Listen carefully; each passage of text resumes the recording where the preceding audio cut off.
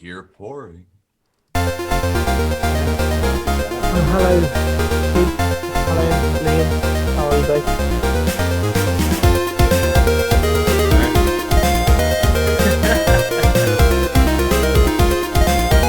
Barely, barely feel it. I'm very sorry.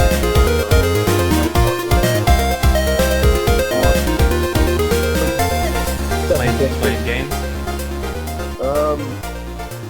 Yeah, I guess so. I was playing Warzone pretty late last night. All right, so we are officially live, gentlemen. With one person gone. Yeah, with one person gone. Keith always gives me shit. I'm always like, are you guys ready? You guys ready to go? Are we going to do this? And like he's like, well, I thought you already fucking started. So I just decided to go for it this time. And we Oh, swore start a within new 30 year. seconds. Happy New Year! Demonetized within the first episode of the new year. That's how we roll. Sort of. If I exclaim at any moment or I look like I'm shuffling around in my chair, that's because my back is still fucking killing me. Oh, that sucks. So if I'm a bit fidgety, it's not, and someone's talking, it's not because I'm objecting to what you're saying, although that may be true as well. Hello, welcome to 2021 for anyone listening to us or watching us on YouTube, listening to us on Spotify or wherever else you Google Podcasts, iTunes, wherever you get your podcasts. Thanks for tuning in to Picks and Pints. We're a group of people from around the world who enjoy good beer and video games and like talking about both. We're not here to promote drinking, especially at 8 a.m. That's why I have tea, which I accidentally made with 2 tea bags and milk that should have been probably gone down the sink about 3 days ago. It's okay. But yeah, if you think I'm getting up and doing this without tea, you're mad. We'll quickly. I'll just do a quick intro. So this is our review of 2020, where we learnt from Cyberpunk 2077 that crunch is the only way that games should be developed. We also learnt that Animal Crossing New Horizons has bred a generation of people during the COVID lockdown to live lives of environmental destruction, consumerism, and a beholdenness to banking authorities. So thanks to Nintendo for that one. And also endorsing black market sales. Yeah, black market turnip sales. This is going to be the future. So if you haven't been growing your own vegetables, you better start soon. But overall, I think you'll all agree with me that I'm going to change my background to show my thoughts about 2020. What's the top say? Doesn't quite Get fit. directly to fuck. So yes, 2020 is behind us, and Do good not riddance pass to that. go. I remember that when from the Monopoly board. It looked exactly like that on the American version. Do not collect $2,020. Sorry, That was a cross 2000. between Scottish, Welsh, and Irish. Sounded I'm not sure it what sounded a accent bit was like the peasants in Warcraft. Oh, Okay. Job, my lord. Yeah. 3. Pick number 3, my lord. And 2020 also showed us that Mitch is the best at games amongst us. Dude, I don't know what the hell you're doing, Keith, but your gamer score is like so freaking high. Every time I go to match myself up with other friends, He's game passing it all day, every day. Yeah, dude. My game score on Xbox, Yeah. it carried over my last one. Oh, So- okay. I wonder if I remember mine. That'll be interesting. So I'm only You on. just need I'm to only use the on. same login. Yeah. I don't know if I have the same email though. Mitch's hat is making my half sleepy brain like go on alert. Like every time like it pops up, it's like "Ping." I'm like, huh, what? Mitch won that in a loot crate, which he won twice. So. Oh yeah. Nice. I won 3 times technically, but I couldn't win. I was Jeez. disqualified because I once twice in a year. My loot crate, it had like a Sea of Thieves, like cool ship thing. But since I don't play, I sent it off to my friend who does. Like secretly, I just like did it for Christmas. So I just like got his address and like taped it up really weird and wrote his address like big in a big purple marker on it and mailed it to him. And he's like, "What the heck is like?" His wife like called him like when the package arrived, like, "There's something here for you." Like covered in tape or whatever. I'm gonna open it, like, and he's like, okay, like she like carefully opened it on phone. And then the other thing I got was like a pair of Doom shotgun shell shot glasses. Oh, That's cool. Yeah. That, like, I kept those. Those are mine. Yeah, they're cool. Right, we will quickly whiz round the room to see how everyone is. A quick Don't you mean quick- quick slash around the room? no, No, 'cause then we get wet. No. I'll go dash, Bob. I'll go dash. I got a sink right here, so I'll be good for a slash. Yeah, there's nowhere I could have a slash around this room. Otherwise, I'm just pissing in my own property. In Japanese on the style apartments, the kitchen sink probably transforms into. yeah. A microwave. That's some. Uh-oh. Oh, I've just told the fridge to explode. Yeah, a very quick thing about how 2020 was for you, the transition from one year into the new, or if you happen to be Jewish or Muslim, you're probably thinking, what the hell are these idiots talking about? The calendar hasn't changed yet. Or Chinese. Or Chinese. So, Matt, Or how a was French the weather revolutionist? on the transition between 2020 and 2021? I think last night it was 8 or 7 C while we were outside watching the fireworks. So the other thing about my neighborhood is everybody apparently owns fireworks. You'll have to watch them rather than try and So it's a requirement when you move to Las Vegas. You I have to own guess. Like, fireworks. well, nobody really gives a shit. Like the cops don't care. So Is it a case of, were you watching, is it everyone owns fireworks or firearms? Yes. And you were outside watching everyone just shoot in the air? yeah, pretty Yeah, much. that's what he means by fireworks. They're Yeah. just they're Actually, just shooting their guns. I have some videos I'll probably post about Twitter, but yeah. So, but it was enjoyable. I actually made it to midnight. Nice. Good. Evan, Is moving on. that surprising? I mean, aren't you at midnight right now? Uh, Is that surprising considering you're at midnight right now? well, on the days that we record the podcast, I always prepare myself, but usually New Year's, I'm asleep at like 10. Yeah. Okay. He mentally prepared himself for us at that time of night. With a six pack at 8 a.m. in the Yeah. morning, and it just keeps going. Yeah. The New Year's for me, I generally try to do a project because a number of years ago, my cousin and I, because we just like didn't care, like we weren't old enough to have like a group of friends that we ourselves did like a New Year's party.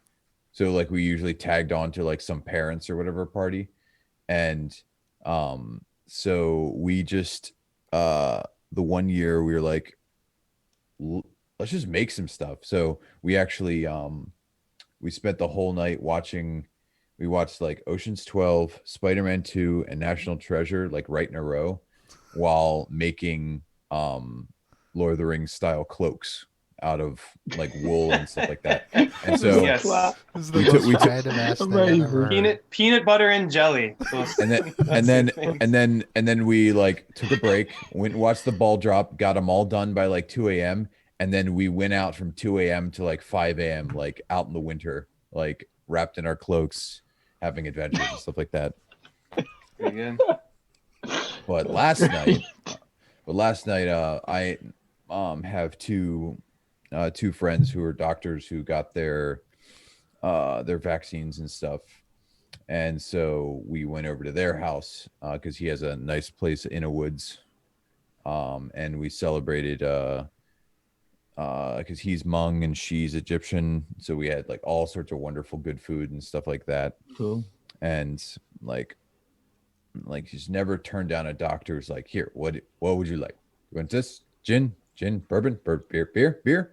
Yes, beer. Like, but no, it was great. It was wonderful to actually get to hang out with some other people and not like have like the tiny little like the creep monkey in the back, oh, is the poison here? Oh, is the poison here? Like, and yes, I think Corona is French. So. Bonjour. So no, so it was wonderful. And we got back by at 2:27 a.m. and that's when I texted, guys, I'm fading fast. I'm not gonna make Oh no, I've got a day to recover before doing this shit. Right, so now we're actually going to talk to Evan rather than people talk over him. That's very rude of you. I don't think anyone talked over me. I didn't say anything. I didn't even know you chose him. Sorry. Did you point out? Sorry, who's Evan? Sorry. Who's the Evan you talk of? Who's Evan? We're basically the same person, just in two different time periods. So I guess Evan's the new can see Matt how in that got mixed up. 2021. Yeah. I guess that's how it works. Evan's the new Matt. I'm good. I'd be okay with that. I have one more week of vacation, so that's a bit depressing. Got to go to school next week on Friday, but other than that, everything's okay. Forget what are you studying? Oh, work / school. He's a teacher. Basically the same place. Okay, that's what I thought. Yeah. I'm gonna be asking a lot of weird like questions I probably should know the answer to. Continue, sorry. Evan's studying technically how to remain in is. Japan. Yeah. How to get permanent residence. Married to Japanese national. This should not be this difficult, but yet it is. How to get a US PSN account in Japan. How to get my credit card to fucking work anywhere but Japanese websites. Yeah, that's what I've been studying.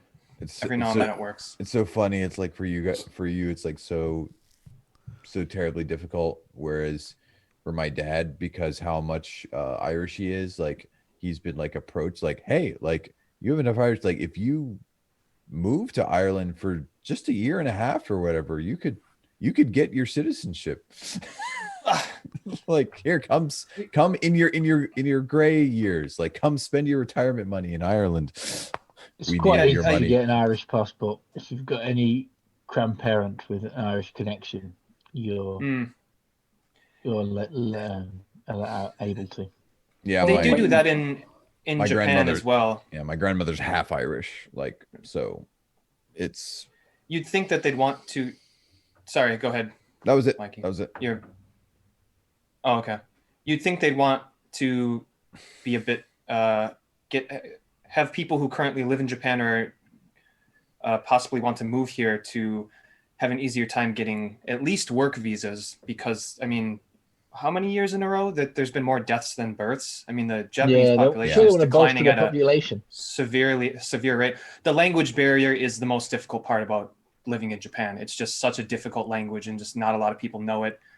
Getting used to working in a place with having to speak Japanese is quite a difficult thing to overcome. I think that's one of the main reasons that just keeps people from either moving here or staying here for a long enough time. Yeah. But anyways, when I was over there, the thing that was difficult for me, I was excited, like, ooh, I get to like use one of those, like the Japanese cell phones. And then I get there and I'm all excited. And they're like, oh no, you can't buy a cell phone if you're not Japanese. We will they think you're going to fuck off. Yeah. Yeah. We will rent you a very basic cell phone, but owned by a Japanese national. Well, I was like, fine. I was like, so sad. I'm like, what? Like, unless you have a Japanese passport or citizenship, you cannot have a cell phone. I'm like, what? Like, it was so weird. Because it's one of the most homogenous countries in the world, they have lots of problems with thinking about things a bit more worldly. And I just didn't even think it would be an issue. I'm like, oh, cool. I'll buy like a cell phone like as a keepsake. Get one of those cool like, and they're like, no, we use our own networks, our own things. Like the only way you're getting a Japanese cell phone is if you get it from someone who it fell off the truck, and then you buy it from like some. I'm like, nah, never mind. We're not here to talk about Mike's holidays. So, Dan, how's your transition into a brand new year? Good. I won a game of Monopoly. That's so awesome. Which was amazing. That was a great. Well, how many hours did it take? Oh no, sorry, I shouldn't say that. The second best thing to happen this year, after the birth of my son. How many relationships did you ruin in your trip to win your game of Monopoly? My smugness luckily didn't upset too many people, but it was my parents are staying. We've been here over the whole holiday. They've been here for 2 weeks. So they and my wife, the four of us, played and decimated them all. See, usually what happens for put my foot to their throat and crash down. Usually I play with 3 people, and the 2 people will barter against each other, so they'll give me all the shit and I win. So basically they're like, as long as the other person doesn't win, Mitch can win. That's how I win Monopoly. But yeah, so that's what I did on my New Year's Eve, and then had some drinks, had champagne at midnight, and then decided in a drunken state to call people. So with being like egged on by my mother, call this person, see if they pick up. I'm like, they might be asleep. Yeah, you give them a go. So, I didn't get a call. Having like half conversations with random people, not random, but family members, to the point where my mother was speaking to my auntie, and then the next day she called her his mum's birthday, and my mum went to tell her the whole story again that she told her at midnight, drunk, and my auntie goes, "You told me all this last night, Catherine." She goes, "Oh, did we speak?" Did we speak? Did we speak? Did we speak about this? Just did we speak flat out? Yeah, it made me laugh. I was like, "You're obviously very drunk, Mum, last night." There we go. There's a phrase for that. It's called ringing when you're minging. I should give Dan my phone number. I'll just get random phone calls in the middle of the day. Yeah, on a Friday night when you're at work, Dan's on the phone. Crashing when you're slashing. And since then, just preparing for work on Monday, and to volunteer to test secondary children. I do volunteer in inverted commas because the directive I've been given is pretty much anything but voluntary thing. You must do this training. You must do this. You must do that. But it is voluntary. Did you say inverted commas? Inverted commas, yeah. Yeah. Speech marks. That's what this means. Inverted commas. Sky commas. No. I love America. You'll learn. Sky comma. Many different things. That's not a real thing. It's weird. I've never heard of that, actually. Like anti-clockwise. Anti-clock. I use that a lot, and people are like, "Yeah, what's wrong with anti-clockwise? You got clockwise. You got the counterclockwise. I'm against a all this forward-moving bullshit." Hell yeah, if we brother. invented the language, what we said is actual law. It's not entirely true how language works. Oh no, it's not. But, we just stole it from other people. We mastered it. You created it. All right, let's not get into that conversation. Let's try to make it through all these. Hey, Liam, like corrupted it. Liam, how was your New Year's Eve? It was great. I just played video games all night with some friends. Got drunk. We all drank alcohol. Got drunk. It was great. A friend disappeared for a while to go shag someone. That sounds like a good New Year's Eve. He came back. Amazing. And won the game for us. He came back with COVID. No, but beyond a certain point, there were no games to be won. We were too inebriated. Well, that's called shagging when you're lagging. Yeah, this is gonna be a thing this episode, I think. Mitch, please wrap us up so we can move on. No, I'm sorry, Mick. I can't do that. I have to say, how was your Yeah. New Year's. Oh yeah. It was all right. I had some interesting beers, and drank some prosecco with some seafood pasta, and then marathoned watching The Expanse until about 11 o'clock, and then my wife and I just went, "Can you really be fussed to stay up till 12?" I was like, "No, let's go to sleep." So that was that. You missed the most important part. You enjoyed a grapefruit. What was it? An IPA? That was yesterday though. I opened up my box of beers from Beer 52, which is a subscription service available in the UK, and all the beers this month, or which would have been last month, were from New York.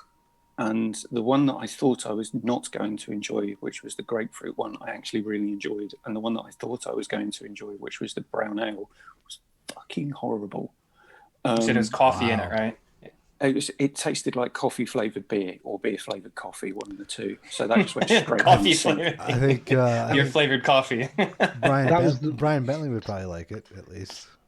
I'd that like was it. like the BrewDog beer I had a month ago, which was the coffee, like something Coast. I can't remember the top of the name, but yeah, it just tasted like coffee. It was horrific. Yeah, I've got a milk stout in the fridge as well, which I've never had before. So I'm not looking forward to trying that at some point. Is that milky coffee? Happy New Year, tiny shenaniganer. Yeah. Oh, that's Thomas wishing everyone a happy New Year in gargle language. He's drinking milk. That's why. gargling language. The wife just came down half asleep and just handed me a bottle with child, and there you go. I'm going back to bed. I was like, okay. So I'm giving it to you direct. yeah. Almost like, why didn't you take it with you when you woke up this morning? All right, so Mitch, finish us off. Yeah, my New Year's was crazy. Did some prep work. I'm relaunching Freeze Frame Rate for the new year, so I'll be doing that. A video will be coming soon to announce my return and explanations on everything, because fortunately I just don't have the coordination time to go back to Sifted, so I'll explain all that in the video of what's going on with that. But I was prepping some work for that, and then I was hanging out with my roommates. We ordered umami burger, and then our order got canceled. So then we couldn't order umami. So then we ordered Kentucky Fried Chicken. The Colonel himself. We watched Pop Stars Never Stop, Never Stoppin'. Great film. Never seen it. It's hilarious. Andy Samberg. It's The Lonely Island. It's great. It's great. It's a candy. It's if you're not into that kind of humor, you won't like the film. I'll tell you that now. Sure. And then midnight, one of my roommates has never had champagne, so we decided to have him pop a cork and like shake the champagne, and as he screams and yells, "Fuck 2020!" What champagne did you buy? Miller High Life? Well, I bought two different kinds. Yes. I bought a really cheap, like $12 one that was huge. So you could shake that one and like make that one explode. Champagne. And then the other one, I don't know what it's called, to be honest, but it was more expensive. It was like $70. Yeah. So, but it was really good. Expensive. Champagne was good. And then I bought orange juice and we had mimosas and we cheered to 2021. Remember, with mimosas, you didn't put the orange juice with the champagne, did you? That's what a mimosa is. We took a sip of the champagne, but then we added orange juice to make mimosas. Oh, sacrilege. Hold on. Just like, I know you hate it, but a mimosa, what I found most important is not the quality of the champagne, but the quality of the orange juice. Oh, absolutely. That's probably true. Yes, so absolutely. Like, freshly squeezed orange juice tastes so much better with mimosas than it does with the sugared kind. It's a process. It's like Bloody Marys. It's a process. There's different kinds for different lives. You do it that way. Take us away, Keith.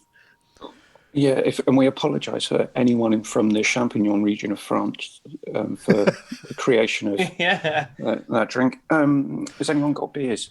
Yes. Do that. We'll run through quickly. Then I've got two announcements I need to make, recapping what happened with us last year, and then we'll move on to our awards for last year. So I've got two beers. and I need your guys' help to decide which one I should drink on the show. Both we of all them. zoom our faces into our screens. Yeah, both of them. Distortion. Yeah, Distortion. I agree. Luponic distortion. Yeah, I that go- sounds more interesting. I like Easy Jack. Okay, so Like it's like because it's like Easy Jack. Like don't have that Easy beer, Jack. man. Easy Jack. Don't have that IPA. beer, man.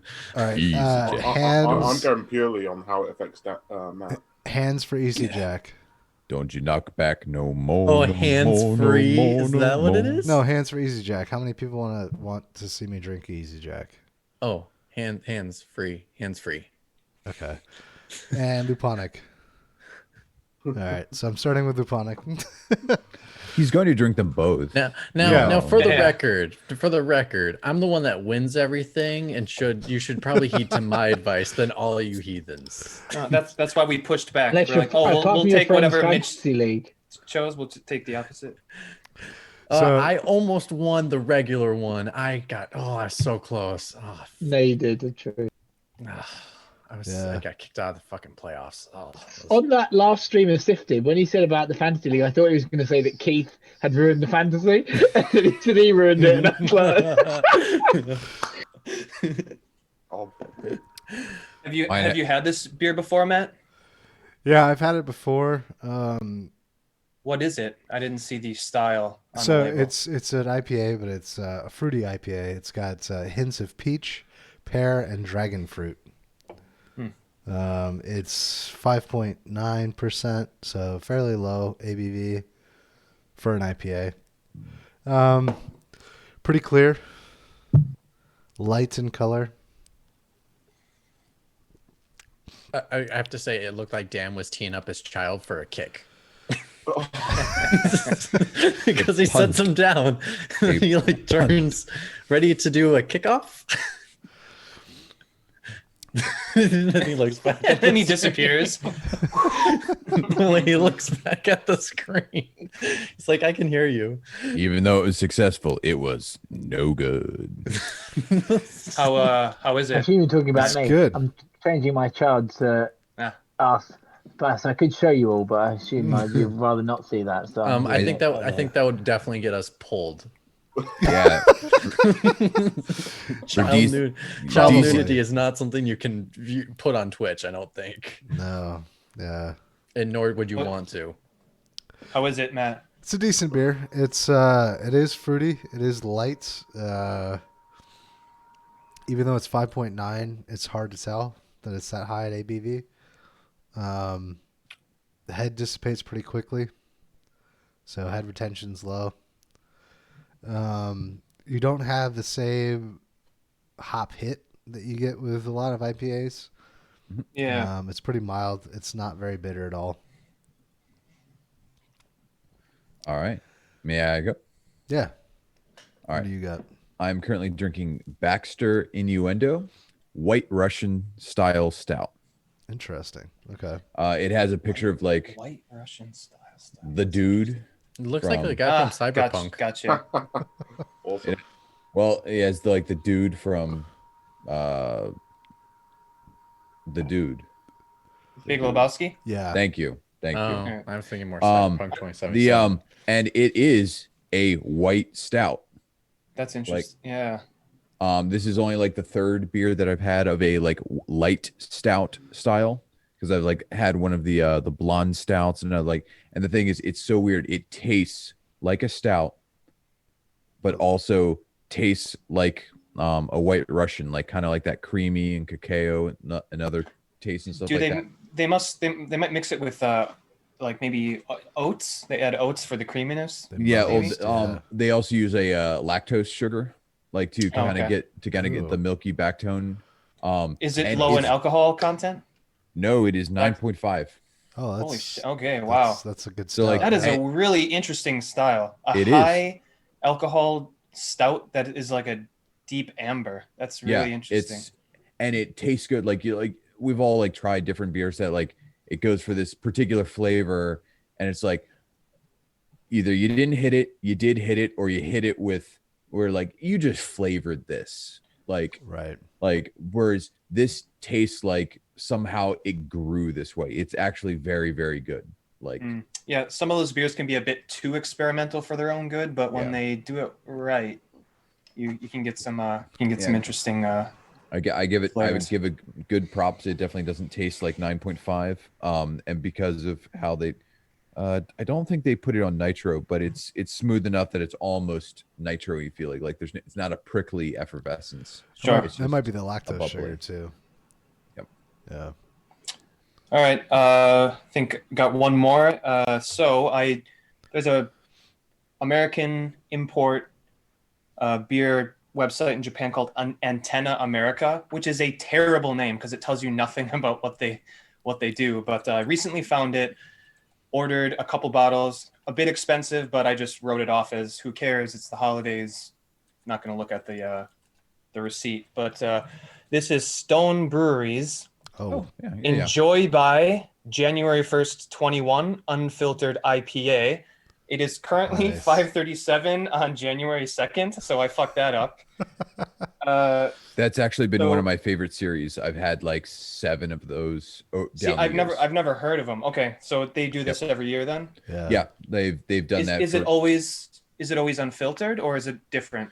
No, that's what's awesome about it is like their Enjoy by is different each any time. Style. Okay, that's cool. So that one being an unfiltered. Yeah, no, that was I have just enjoyed what they have done in that line, and I did not have this year's, but I've had some of the past years. Do you remember what they did last year by chance? I didn't have last year because I definitely because my distinct beer following like severely dropped off when I got married. Sure. Like because I hit Untapped's like 1,200 or whatever before I got married, and then now it's only like 1368 or something like that. So like my experimentation has dropped off significantly. But so I didn't have the 2020 or 2019. Okay. Well, I'll have to look out for it from here on out. I didn't know it was a thing they do every year. But yeah, this is this year's 2021 unfiltered IPA. It's 9.4%. I poured it a little while ago. It is actually quite highly carbonated, so if I agitate it a bit, it'll get a decent amount of foam on there. It'll rehead. It's kind of nice. It's a golden amber, very ununiform bubbles, which is always a good sign of a good beer. Very, very tropical, very, very tropical, but not in a I don't know. This smells like it's gonna taste like I'm biting into a fucking orange or a grapefruit or something like that. It's got a good balance of hits you with a little bit of hops to let you know no, this is an IPA. It's just the aroma, good clarity, slightly hazy, and I've actually had a couple sips while we've been talking, and it is a solid IPA. I really, really like how crisp this punch in the mouth of hoppy bitterness, this bite. So it's on the crisper side. It's not like the sticky, oozy New England IPA. No. This hits you right in the tongue. Very crisp, very solid bite of hops that sits on your tongue, and the more you drink it, it kind of builds that bitterness on the tongue. This is really, really good and worth the ridiculous price I paid for that big shipment of import beer. But yeah, nice. That would have been funny if it tasted like absolute shit because I drank it a day late, right on the dot. Expired. No, immediately. It's still good. I have one more. Maybe I'll enjoy it tomorrow. I'll let you guys know if it. It's just in Breath of the Wild when you mix bokoblin bones and crickets, and it turns into that mosaic meat. Maybe that's what it'll turn into. But yeah. All right. Well, we're 30 minutes in, 40 minutes in. Let's get into what are we talking about today? So we need to recap the winners from last year. So Evan, you beat Matt in the inaugural Pixel Pints quiz. Yes. And right to the end. Good job, Evan. You chose to have for the rest of this year. No one can disagree with you about anything that you say about the Yakuza franchise. So yeah, Liam, I hope this hits. What if they don't come out with a game and I just totally ruined that? I don't know. We'll see. Liam's disappointed in you. 7 will be coming out for PlayStation. So there you go. Once it comes out again, you can talk about it. Oh, that's true. Wait, what did I miss out on saying? You missed out on me never mentioning how good The Witcher Thronebreaker is. Oh, shit. Yeah, I'm sorry. I'm sorry. You weren't on that episode to guide me, Liam. I apologize. It's fine. I will deal with them. Okay. Oh, all right. I will I deal started with playing that game. It's really enjoyable. I'm with Keith. Oh man. Now I It's a immediately really good wish I game. would have gone for I'm that. By the enjoying way. every minute of it on Game Pass. I just Oh, thought I'd stop mention it! that. You're going to ruin everything. Stop. I was gonna play it, but 2021 just started. You gotta come on now. I was gonna play it, but I got like wrapped up playing Blasphemous. Dan, the butt kissing a just Keith say doesn't start right away at the beginning of the year. Come on now, you got to give it some window time before you start doing that. No, but you know what was sweeter? Was it was free on Xbox Game Pass. Yeah. Oh, I thought you meant the butt kissing was free. For PC. That's always free. I don't charge people to kiss mine. Yet. And yet. We'll let you know when the Patreon's live. Yeah. It's a special Only tier. fan. That's the highest tier is the butt kissing a Keith. Too many jokes that I could make right now, but I'm not going to. Right, Evan, as the winner of the quiz, you get to choose the first member of this year's quiz team for you. Now, do you go with the overall gaming champion across multiple websites and including our own with Mitch, or do you stick with Dan, who helped carry you to your recent victory? This is very cruel. By the way, wait. So the team lead, like I can't choose Matt and then we nominate someone else for the other team. That's not how this works. Just as a question. No. You Okay. could, but I have very loose grasp of the bylaws. Man, this is a difficult one. Can I think on this, or do I have to answer within this episode? Because on one hand, it's like, what was our name? Devin? Yeah. Danon? Devin. Danon is a yogurt brand. Sorry. Damn. We keep it going. Don't just break up the team because you got one championship, right? That's not how. We all watched the Last Dance with Michael Jordan. We saw how that worked out. On the other hand, it would be very interesting to go Team Wisconsin. I might even go as far as to make gimmicky ass T-shirts and maybe send one to Mitch, and just Remember, like, he's who a cares Bears fan. Remember, he's a Bears fan, Evan. Yeah, Can't he have was green and born. gold. No green and gold. He was born in Wisconsin, though, so it says something about him, Yeah, we and then can, just we totally can wear red. We can wear red and white for Badgers. There you go. Yeah, those colors don't clash with our ideals. So it would be interesting to buy into the gimmick, whether we win or lose for the coming year, or this year rather. For the sake of the homeland. And then do that. Can I think on that? I'll have the answer by the end of the episode. Yep. And then Okay. Matt can pick.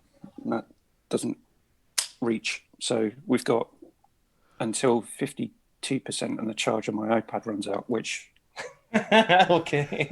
All right. I'm thinking about it. It's in the back of my head. Mitch, as the winner of the Fantasy League, which we'll need to prepare for and do sometime before the end of January, you get to overrule one category from our Game of the Year awards, and you get to choose Wow. our Pixel Points Game of the Year. Luckily, you got helped out by some people who didn't try to subvert this arrangement and just nominate random games that came out. So there were a few nominations for a certain Naughty Dog game. But I need to change my background. And in the spirit of Jeff Jack Keighley, and Daxter 4. I'm wearing casual clothes, but I'm wearing dress shoes. It's the anti Jeff Keighley. Yeah. Anti-Keighley. yeah. Anti Keeley. Like I like that. Like the anti Counter Keeley. Yeah, Counter sorry. Keeley. It's the counter. Counter Keeley. All right. It's been decided. Counter-Keeley. Yeah. Right, so we've got 10 categories, which I'll start reading off now.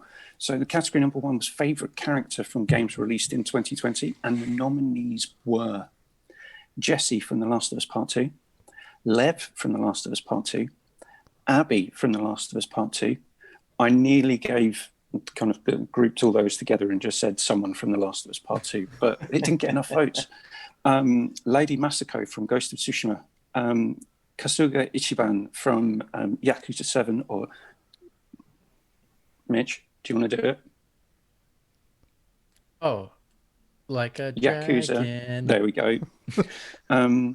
Everyone's favourite money laundering bell merchant, Tom Nook. Zagreus from Hades.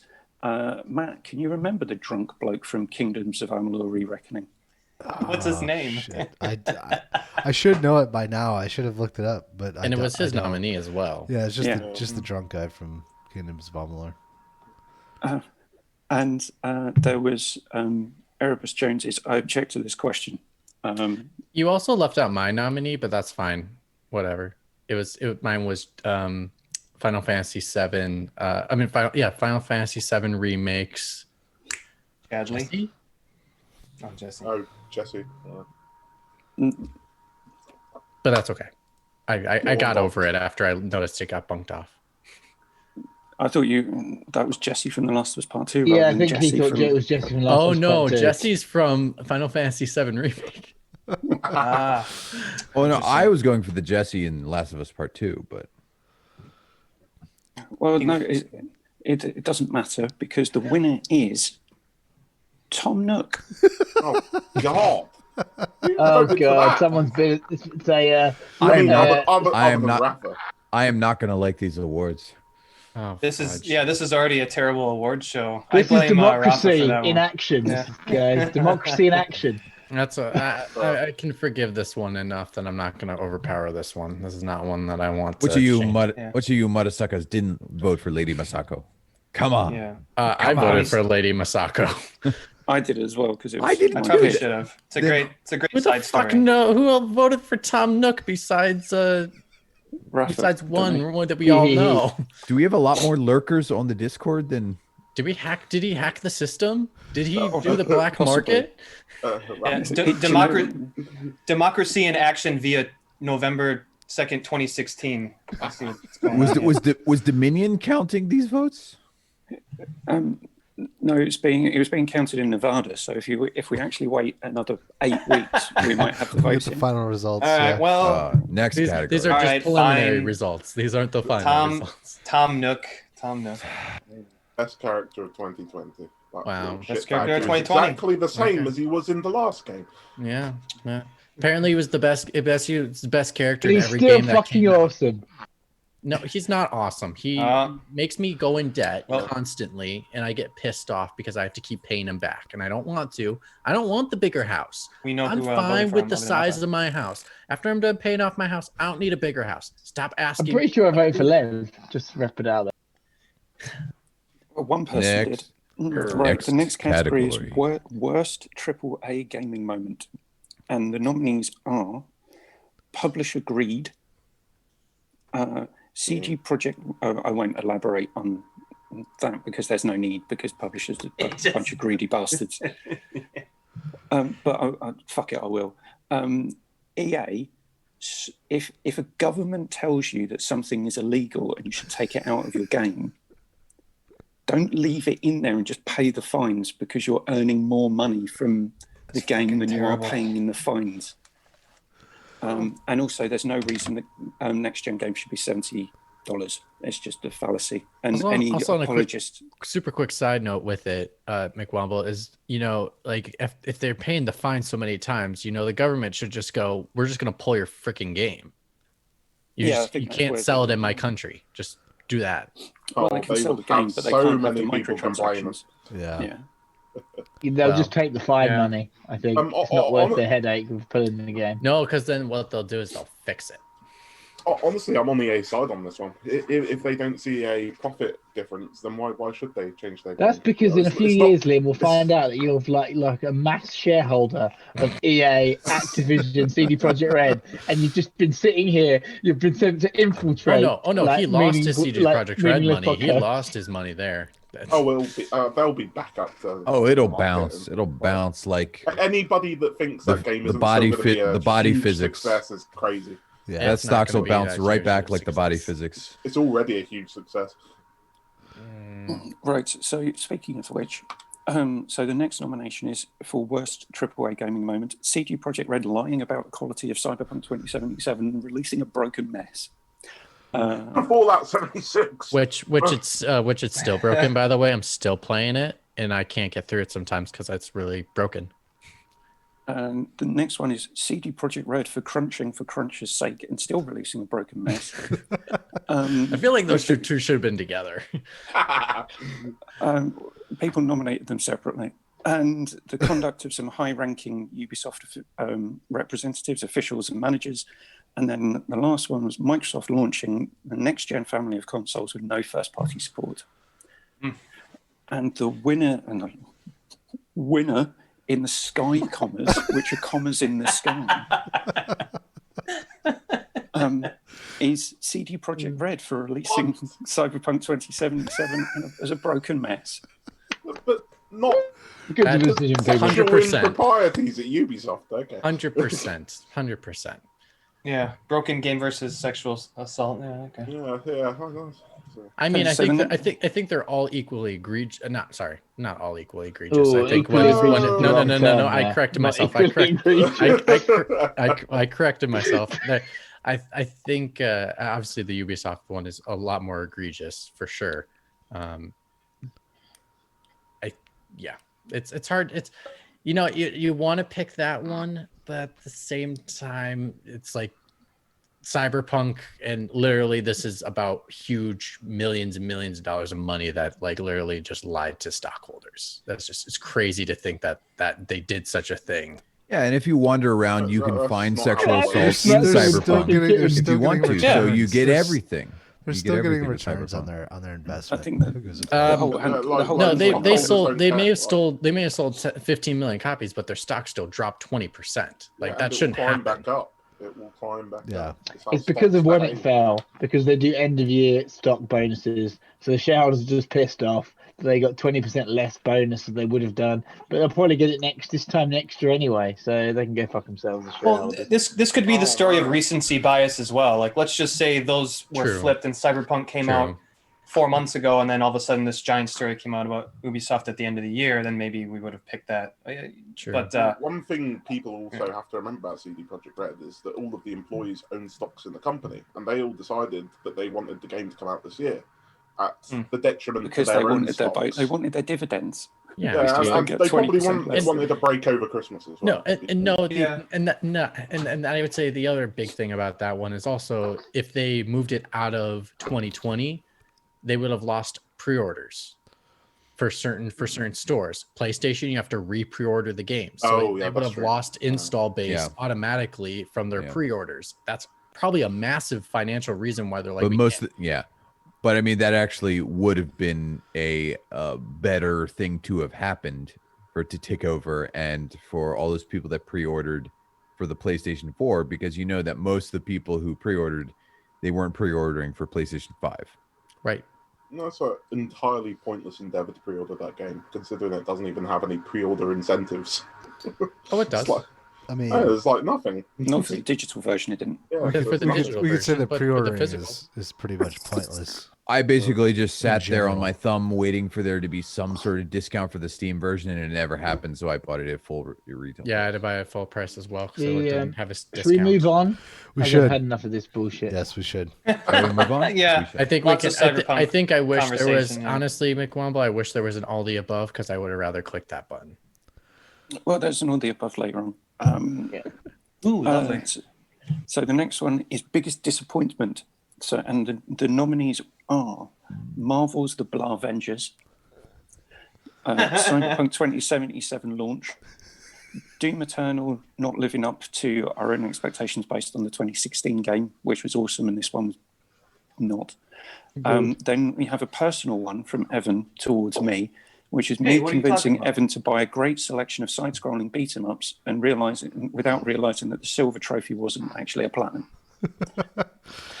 I mean, come on now. We all know the answer to. We know who's going to win this. If I actually had been privy to that debacle, I would have voted for it. It sounded hilarious. It sounded hilarious, but I'm like, I only know this from this exact entry. So fair enough. Fair enough. Watch Dogs Cockney Edition. And the last one is Microsoft launching the next-gen family of consoles without any first-party support. And the winner, Sky Commerce again, is Microsoft. All right. Okay. Not my vote, but I see the point. I know a lot of people disappointed with I'm glad that it got the disappointment award and not the worst AAA moment, because if it had done, I would have lobbied Mitch to change it. Because that's right. He can do that to one award. That's right. There was way worse. I was going to wait to hear happened. them all because I have one in mind I want to possibly change right now, but I'm going to wait. Sure. Yeah, there's way worse stuff that happened in 2020 than Microsoft not launching first-party support for new consoles. Get a fuck over it. Yeah. Next category was biggest surprise of 2020, and the nominees are Evan playing online games with us. Ubisoft renaming Gods and Monsters. What the golf? The evolution and expansion of Xbox Game Pass to Xbox Ultimate, so the inclusion of Bethesda titles and EA titles. Playing games with Pixel Paint's crew, and Final Fantasy 15 actually being good. And the winner is Evan playing games with us online. I was going to say that one. Yeah.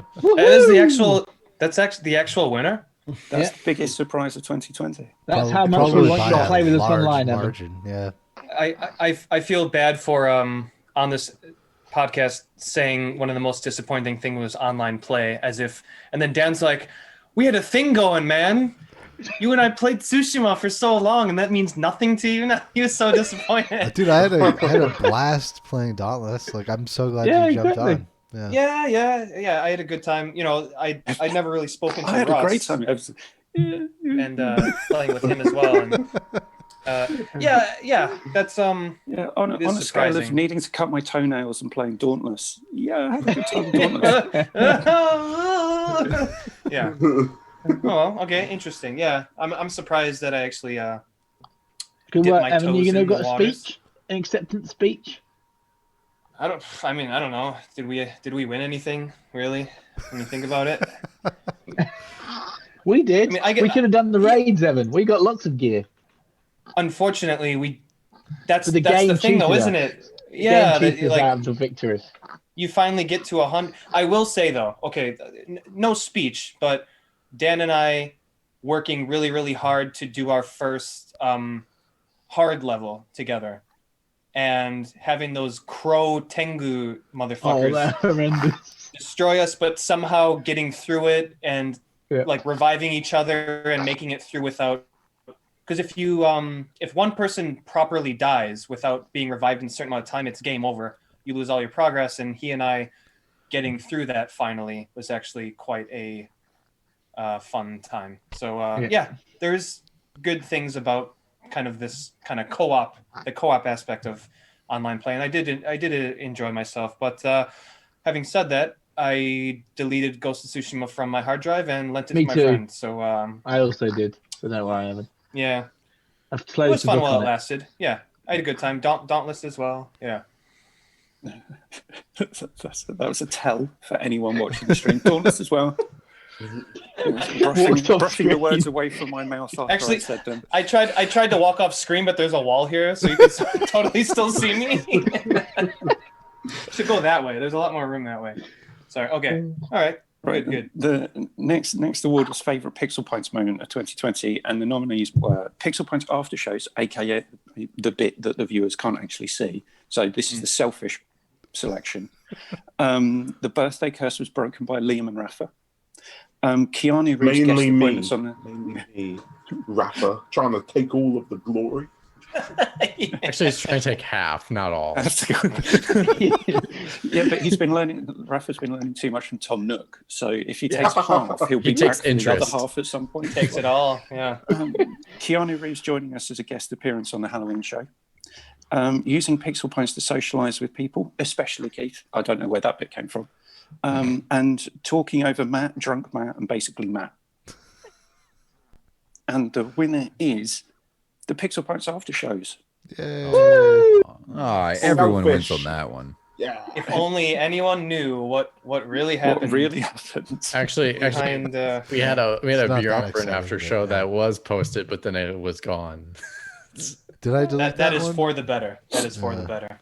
I think it got cut because we had music in the background or something. The pre-show's not that bad either. So that is true. It's true. Right, and next category, best game not from 2020 that deserves an award.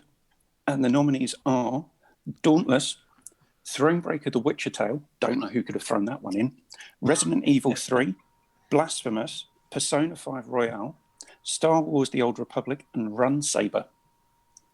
And the winner is Dauntless. Yes! Woo!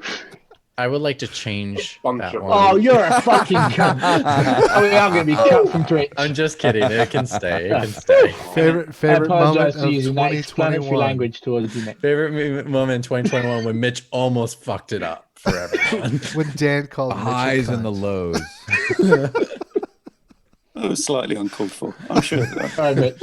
I was just very passionate Do we about know- Dauntless winning. Well, It's to more be, what was offensive over second? here than it is over there. to be honest, I what- didn't even what hear was him say second? that, Burkoff, until you said it. So now I heard it, and now it hurt my feelings.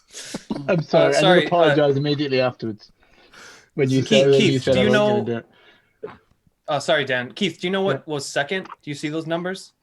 Persona he 5 sees- Royale. Of course, he Yeah. sees the Oh, number. Liam. The real winner. The real So winner. the true winner. Yes. Yes. Oh, it wasn't Yes. Blasphemous? I voted for Blasphemous. Matt, I did oh, it for we are you. high five on I that did way. it for you. Or whatever way we are. I don't know where you are on the camera. I think Evan's in the middle. Yeah, Yeah, and you high actually, five the on camera my- like this. On my stream, you guys just like both like slapped me in the head or covered my ears or something. Boxed his ears. Nice. Whatever works. Right, so the next category is worst gamer TM moment of 2020. And the nominations are idiot sending death threats and abuse to Laura Bailey for her fictional character killing another fictional character in a video game. Idiot sending death threats and abuse to CD Projekt Red developers for delaying Cyberpunk 2077 3 times. Idiot sending death threats and abuse to Cyberpunk developers for releasing Cyberpunk 27 as a bugged out broken mess. Idiot sending flashing light videos to a journalist because she pointed out a fact that Cyberpunk 2077 can cause seizures, or That's all gotta of the win. above. And the winner is all of the above. You're all a bunch of arseholes, you fucking morons. Anyone who did Yeah, that that's- probably isn't watching us, but I just thought I'd throw that out there. You are all a bunch of inane fucking arseholes. Well, And you have too much time on your hands to be doing those things. Yeah. The best thing about this is the two awards that you had in succession as death threats for delaying the game and death threats For for releasing the releasing the game. game. too early. Like, yeah, it's like both of those together. It is the You mold I just love the one with death threats. Just death threats, For telling yeah, you, lots you of death might get a threats. seizure if you have epilepsy. Don't tell me that. I want to have a seizure. You fucking Also, bitch. I'm going to send you Spoilers. a flashing image to give you a seizure because I might get one in this game. Oh, yeah, that's awful. Oh. Yeah, Yeah. that's Arsehole. people are terrible. The internet's a horrible, horrible place. Yes, it is. I don't know. Well, and So- also, If it wasn't for the unfor- internet, we couldn't do unfortunately- this right now. I was going to say Unfortunately- thank you for watching us Silver on the linings. internet. And I was Let's gonna cut say, it off. and I was gonna say, unfortunate for the journalist as well. She also was a female, and I think that also contributed to how much hate she got at the same time too, because obviously females get treated more wrong in our industry than ever. Also, Well, Jason Schreier keeps picking on it for some reason.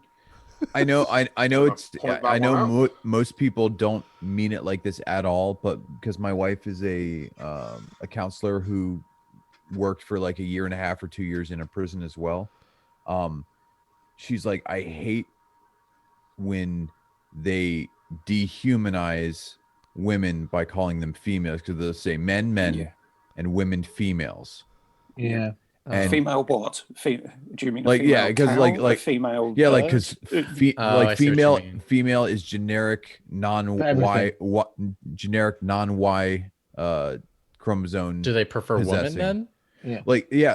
Like oh no, she prefers like calling like women. Like she's like she's like I hate because she's like it feels dehumanizing because they're like, and I know most people aren't trying to dehumanize, but I see her point with because you don't cross males, they cross men. Yeah, that would be a bit weird. Yeah, like male humans, female humans, like.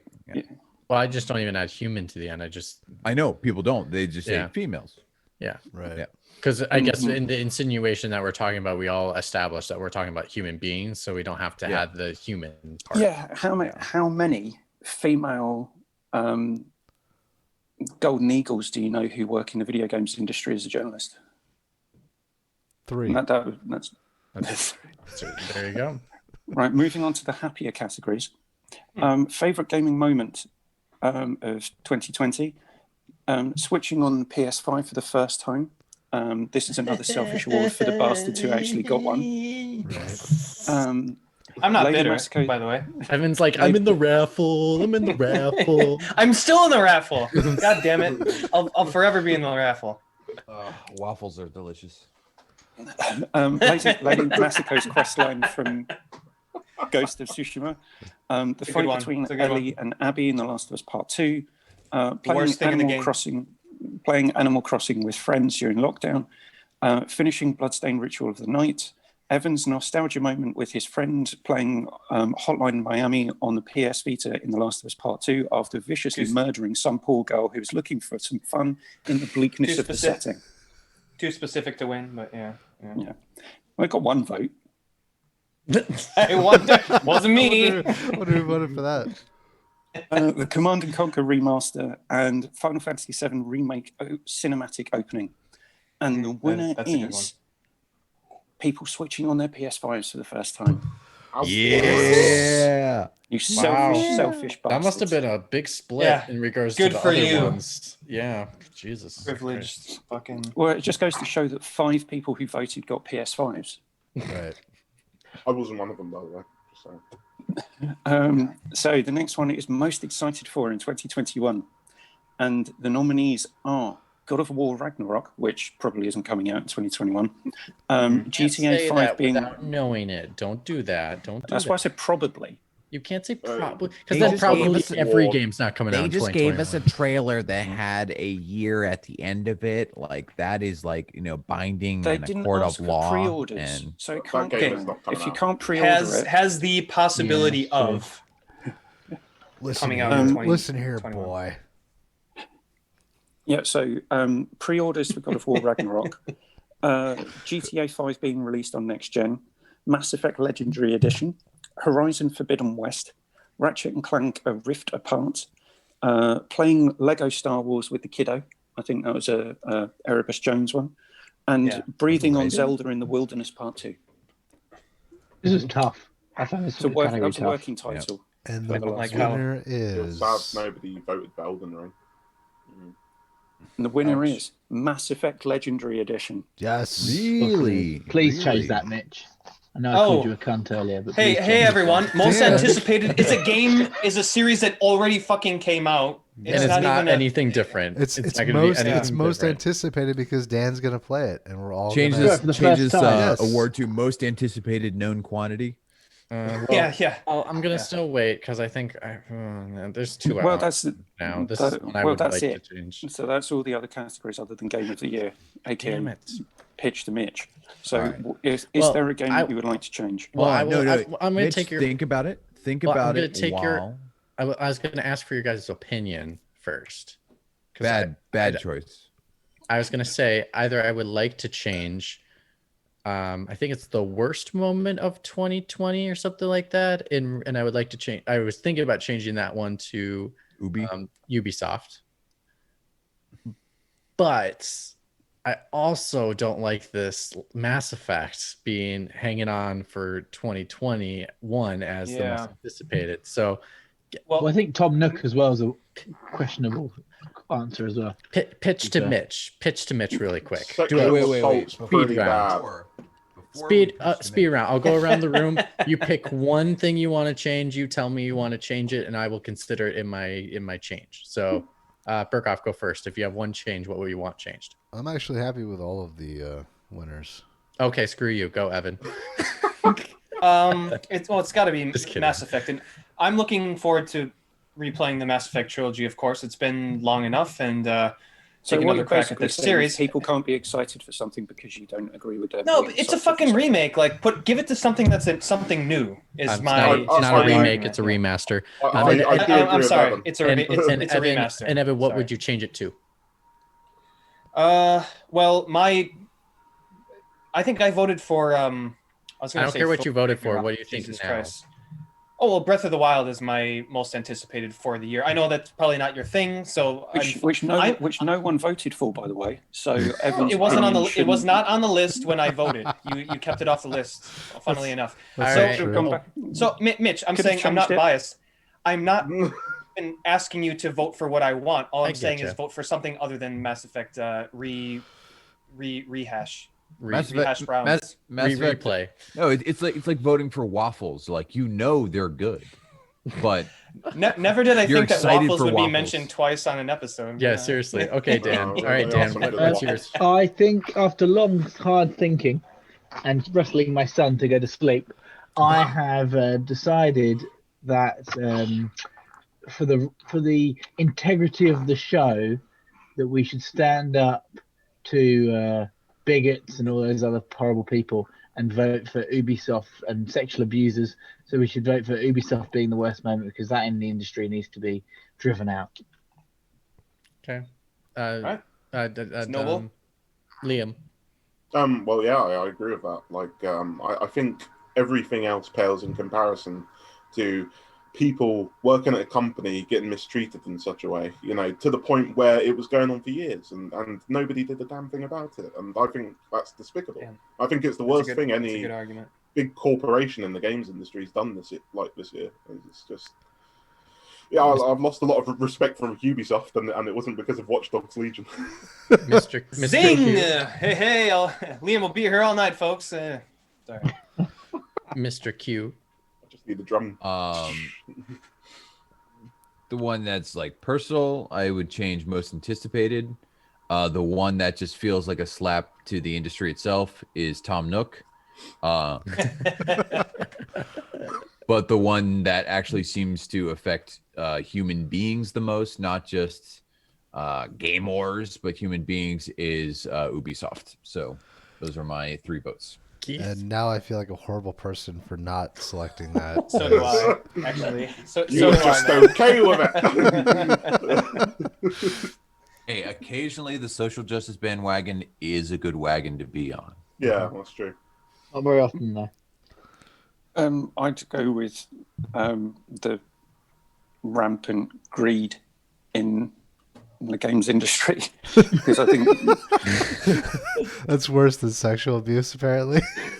Well, I see one as a symptom of the other, because when you get to a certain point, and I think that the wealth power dynamic that existed within certain elements of the global system that is Ubisoft, and also the fact that these people are allowed to keep their shares.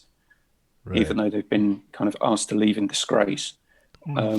If there hadn't been the level of sheer rampant greed that existed there, where making money was more important than how you treat people. That's a great angle to take, and it does encompass the sexual and it also encompasses what was happening in CD Projekt Red, confirmed cases and everything. Yeah, that's fair. But that's just me. I'm just taking an intellectual approach. Like Matt and Evan, selfish bastards. I do have one question for you, Keith. What is the actual? What's the actual awards title for that nomination? Publisher Greed. but then there's some explanatory text which I didn't No, go I'm into. sorry. Because I'm sorry. What's the trophy called? What's the what? Yeah, what's the award? worst triple A gaming moment? Okay. All right. So that's okay. I will go ahead and change that one. I'm in vast agreements with all of you in regards to the situation with the sexual harassment and all that kind of stuff. And actually, I'm not going to say who I've heard it from, but once that news came out, I actually was able to hear from a couple people that know people in the industry that it actually affected. And hearing what has gone through is just, it was disgusting and despicable. I think obviously it's a horrible moment to happen. The one thing I'm fortunate and happy that it did come out so that we can move forward from it and not keep it hidden. Because then now people have the power that they can speak up for themselves, which I hope everyone feels like they can, but I know that's a hard situation to be in. So I do want to change that to Ubisoft, because that is despicable and it's disgusting. And I think all the nominees are despicable, but this one you just can't let it slide. All So right. Yeah. I agree with that. Set. All I'll say is you're letting Bobby Kotick off the hook. I'm also letting Tom Nook off the hook. Yeah. And Strauss. Tom Nook off the hook. I was gonna. If it wasn't this exact category and this exact like option, I would have totally ignored this one as much. If it was just like CD Projekt Red type stuff, I would just ignored it. But this one just can't. Right now, I'm going to put forward everyone's suggestions to Mitch as is written. But do we have a reveal first of? We do. We have a reveal first, is it? Oh shit! Keith doesn't know this. Keith, Yeah. but we actually have a physical award.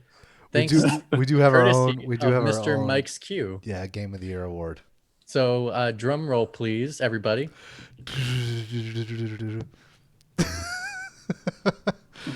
Turn it. Ta-da! Holy shit, dude! That looks awesome. Oh, I like how he did that. That's cool. Oh man, that is great. Ouya no, that's a Steam controller, isn't it? Yeah. I have an Ouya controller if you need me to go get it. No. This is perfect. This is perfect. Oh, wow, that is a It would only lessen your beautiful pixel trophy. pint. It is a pixel pint. Awesome, man. That is awesome. So Keith, we thought of this was coming off as an after show type topic we were talking about. We were like making a physical award and then give it to the developer, even though they want to ship it to them. Yeah, they'll accept it. I'm gonna Venmo Mike's Q whatever money he needs to ship that somewhere to whatever developer, and to whoever wins the game of the year.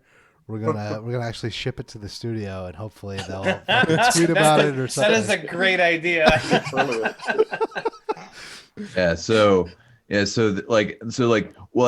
I had a couple ideas. One, like we do it for this one and send it off or whatever, or we just like start going down the years. Yeah. And for the next 6 years, we start writing the Game of the Year's awards that we have for this.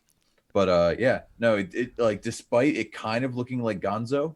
No, it looks great. Awesome. Yeah. No, I think it turned out really well for how much time I put in. You did a really good job of making it look like pixelized pint glass. Yeah. Yes. With foam coming out. Yeah, it looks great. That's great. Yep. Keith is awesome. Keith is speechless.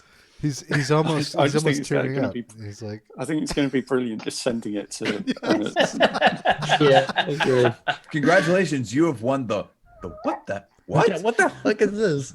And there should be if we got some nice can do a nice card or something to go with it. We should do a letter. Yeah. We should write a letter. You do like a nice card or whatever, and then just like after we send it, just continue to like land blast their Twitters. Like, did you get our package? Well, my initial thought was actually we tried to actually DM the developers ourselves. Like heads up type of thing. They might they most likely, if we're saying like we're sending you an award, most likely they will respond with either we don't want it or which would be great because we'll show it. Yeah, They're like, response we get, we'll share the response. Pixel Pints. Let me just search and like, oh, they just said fuck in the first 30 seconds. I can't accept this. Well, we can clip this bit. We can clip the bit where Mitch picks the award. Just get a supercut going, yeah. Yeah. Right. Sweet. So, That's awesome. anyone who responded to the list of nominations was asked to put forward their suggestion for Game of the Year of 2020. And they were also asked to put forward an explanation to Mitch, a pitch to Mitch, as to why that game should win. And I'm going to read verbatim the responses that we got. Oh, I was supposed to put the pitch in text. I thought I was given like 3 minutes. Oh, you can have your 3 minutes. You can have your 3 minutes. You're good. If you didn't write your pitch, you want to do it in person, give it some flavor. People couldn't be here. So the first one was, I am Mitch, therefore I will not answer. I think that's quite I wonder who wrote that. Liam, that's got to be Liam. I know him. Liam, you cheeky man. Like yeah. And we had The Last of Us Part 2, no pitch required. The Last of Us Part 2, because it is a masterpiece that any studio other than Naughty Dog would have struggled to deliver at the same level. It's a huge step forward for the industry as a whole, and quite frankly, storytelling originality. That's probably Liam's. No, that's totally me. That's totally Keith. It was Dan, maybe. I don't think Keith's played the game.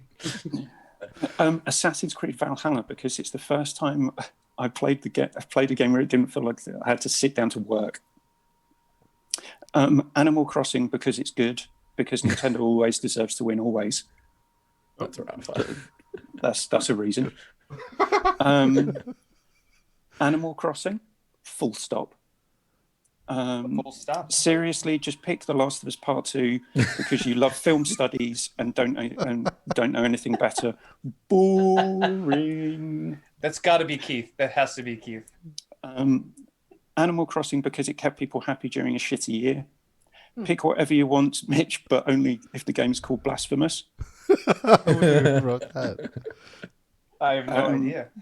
Ghost of Tsushima, the best open world game I've played in a long time. It's as much about the island and its inhabitants as it is about the protagonist. The side characters are the deepest and best written in games. Oh, why the fuck am I taking so long to do this? Mitch is just going to pick the worst of us part blah. That's sounds like Keith. Dan. Sorry, I misspoke. That's Keith. Keith wrote that. Yeah, I did write that. Anyway, Empire of Sin. Who doesn't want to pretend they're in the 1920s mobster setting up brothels and liquor stores, selling bootleg alcohol to the masses, while building Godfathers like, whilst building Godfather I think I like just got a bit carried away and then didn't type properly. This comes from the teacher. Rival Crews, crazy executions. I'm not an English teacher. With a great XCOM style gameplay, to cap it off, absolutely awesome. And then for the person who's actually here and wants to do a pitch, Half-Life Alex. All right. Mitch. buddy. We sit here talking about video games, arguing about video games, and we talk about different things left and rights of, this did this well, this did this pretty good, this advanced the industry that way, this was very pretty, that card game had a great story, but the multiplayer was garbage, all those different things. But Half-Life Alyx, in all earnesty, does something that I have not felt in probably since I bought my first personal brand new console, the Wii, because I was excited for playing something in it, not only just that looked better, but playing something in a new way. Half-Life Alyx is such a wonderful marriage of not only a incredible, eerie wonderful world of City 17, but also it meshes different genres. Like you have your shooter, you have your horror, you have your puzzle, you have your story. And not only that, you have innovations because of the tech you're using that are based in the lore of the world. And it is something that makes the accessibility both fun and feel less like a video game. Because at the have you actually played Half-Life Alyx? No. Okay. Well, Mitch is just nodding along to be polite before he gives the award to something else. Because Half-Life Alyx, Oh, say your piece. Say your piece. Being a VR game, people think, Empire oh, okay, there's going to be some different like some concessions you're going to have to make for accessibility or grabbing items or gunplay or other stuff like that. You don't have to in Half-Life Alyx. It is the first VR game where I didn't feel like, yeah, this is something that was an upscaled version of something you'd have at one of those arcades or whatever. Like, no, they provide you with the developer behind the gravity gun of Half-Life 2, his prototype equipment is what allows you to pick up and bring small menial objects to you in a way that is both accessible in the game. So it's so fun, just like, magazine over there, find it, grab it, flip it, catch it in your hand. It's amazing. The game itself is one of those things that I enjoyed every moment listening to the people who were in it. I'm not claiming it has a better story than Last of Us Part 2, because I'm sure it doesn't. But the story actually was there in a meaningful way for both those who care about the Half-Life universe and those who are just playing. I don't know why you would play Half-Life Alyx as your first Half-Life game, but if you do, it is engaging enough in and of itself to build the world of what happened after we were taken over by the Combine. It is one of the scariest games I have played, just because you are dealing with these monstrosities and these obstacles right in your face. And it has innovation and accessibility. Like, the game itself says you can only carry 2 grenades, but for the clever, for the minded, you can find a very large stew pot and you can hold it in one hand and fill it with grenades and That's carry awesome, it carry it with you from room to room for the next 4 hours, so that you always have way more explosives than you're ever supposed to have in their design document. And that is how I play that game. Anyway, Half-Life Alyx is the game that actually made me feel like, video games are changing. And if you look at the definition of game of the year or Jeff Keighley, Half-Life Alyx is the only game that actually ticked all of those boxes. Last of Us Part 2, beautiful, beautiful design, beautiful stories, graphics great and stuff like that. And it evolved the gameplay of the series. But to me, it still felt like just the really best of what we already know of a video game. Half-Life Alyx is the first game in over a decade that made me feel like, there is another tier to video games that we have just cracked into, and it did it magnificently. You should at least give them the award for best pitch of 20. That was a very good pitch. And the award Very for good best pitch. And The best part is the grenades in the pot actually thing. Yeah. It gives you it gives you an idea of how you can, like, the possibilities are endless in ways that you don't, like, other video games simply can't do because of And yeah, and it obviously loses because it is on a VR platform, and good VR, like, no offense PSVR, but like actual PC based head mounted displays. I understand why so many people have not gotten access to it. And it's technically, it is more accessible than the PlayStation 5 at this moment. If you really wanted to, True. you could get I could buy that. You I'm could in get a fucking raffle right now. You could get a Quest, a Vive, like all these different things. And so they're awesome. Like, I love playing Demon's Souls and stuff like that. But the game that actually felt the most fresh and not in a gimmick, just like, there is something else to be had, was Half-Life Alyx. And also, like, not even counting the underlying fact that Valve published a game that was not a multiplayer loot box do we want money cranker machine. They produced a single player game. Do we want to speculate on why they didn't include a number? Oh, hold on 1 second. While you do that, I'm going to contemplate. So give me like 3 minutes, and I will. I'm gonna go to the bathroom. Be right back. Birthday. I hope have that an allergic reaction to the number 3. They do. I thought that sign was going to say wet paint. Wet paint. I don't know why, but like, it was just like wet paint. Beware. Yeah, Half-Life Alex, great. I don't have 1,500 quid to spend on a gaming rig.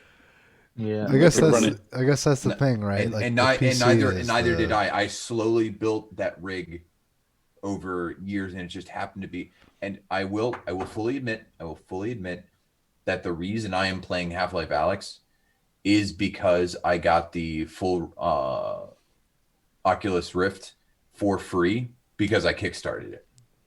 Like, I would not have purchased the CV1, like the first commercial unit, but because I kickstarted the original one, I got it for free. So that's what I'm still running on. Like, I did not drop the 900 or $1,000 on the Vive or any of those things. So I got a $600 bump in this category. Yeah, it's one of those things where like I never had a PC that could run shit, and then I eventually played Half-Life 1 a bit, and then Half-Life 2 when the orange box came out, and the episode 1 and 2, and absolutely loved them. Years and years later, not in the zeitgeist of when those games came out. So will I ever play Half-Life Alex? Maybe not, but what I heard about it, I'm pretty sure like it would probably be in my top 3, maybe top 2 if I actually played it. Unfortunately, you just have that. Yeah, you just have that wall. The most fun I've ever had. The most fun I've ever had with Half-Life is probably Counter-Strike. So that's me.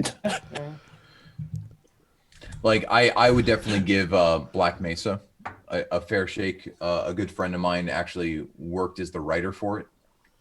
Probably the best way to get back to part 1. I played part 1 on like the PlayStation 2 or whenever it came, or 3, and it was just not. Yeah, play Black Mesa. It's $10 on Steam, and it is so an incredible thing that could only have happened on PC. Like, it just never would have. Source, yeah. Well, everyone, Mitch has returned from his jury room, where he sat as the jury. The paint has dried. So, Mitch, would you like to introduce everyone to the Pixel Points Game of the Year? I would. This is kind of difficult though. I'm stuck between 2. And so this has been a really hard situation. I appreciate your pitch, Mike. I do. Unfortunately, since you didn't play it, I understand. Like, it's not only because I hadn't played it. It's that I have experienced VR before, and what I've seen of the game, and I obviously haven't played it personally, doesn't seem as a monumentous step up in. When we're talking about Game of the Year, we're talking about the pinnacle of video games. And I understand only someone who hasn't played Half-Life Alex would speak such words. Yes. So I'm sorry that it is not going to win. Tom Nook obviously will not be getting into the Game of the Year conversation. Nintendo doesn't deserve automatic consideration for Game of the Year. That's not how this works. I'm torn between Ghost of Tsushima and The Last of Us Part 2. I was really determined to pick one game, and someone's quote pitch actually made me take a second think, and so I might actually take a vote from you guys to see what your guys' votes would be. But the pitch that listed the changing of the open world experience and dynamics in that regard. Also, The Last of Us Part 2 is an amazing narrative experience, but as a game, it's, in my mind, it's not as good of a game to like play interactively as a game than Ghost of Tsushima. But I'm going to take your votes really quick just to have that in my back head consideration really quick. So between those two games, what would you vote for? You don't have to give an explanation if you don't want to. But Ghost Evan. of Tsushima. Okay. Evan? One thing that The Last of Us Part 2 has going against itself is it's too fucking long. There's way too many points in that game where I thought it was going to end and it didn't. And there's just so much they could have cut out with that game without sacrificing story and plot points and what the overall message they want to get across. And you could argue Ghost of Tsushima is too long, I suppose, because it's more of an open world style game. However, that depends upon you. Yeah. You could completely cut that game down by a dozen hours if you wanted to mainline the story. However, you're missing out on a lot of side quests. But I might go, Ghost of Tsushima, I think. I think The Last of Us Part 2 is mechanically and technically an amazing game, but I just think it's way too long. I got way too frustrated with how it kept going and going and going. And they could have kept what they had and still preserved the great parts about that game without making it like 30 whatever hours I played. I know, Mitch, you played it in fewer hours than I did, but Ghost of Tsushima, those side stories are amazing. Like, even forget even the main story. Those side stories are like Masako. Like, there's a reason that several people nominated her for that award. So yeah, Ghost of Tsushima is a slight win over The Last of Us Part 2 for me. Dan? This is tough because The Last of Us Part 2, I loved every minute of it, really. But now looking back on the year and actually how I felt while playing it, obviously I've had that time to digest both of the games. And I do agree with Evan. There was parts where I was like, is it ended yet? And there's like, oh no, it's not ended yet. And so I did feel, but there was parts of that game which I had the best ever, like just making me think I don't want to press my button on my controller anymore. And that's those kind of experiences I have with the game, which we talked about many a time in previous things. So it's tough.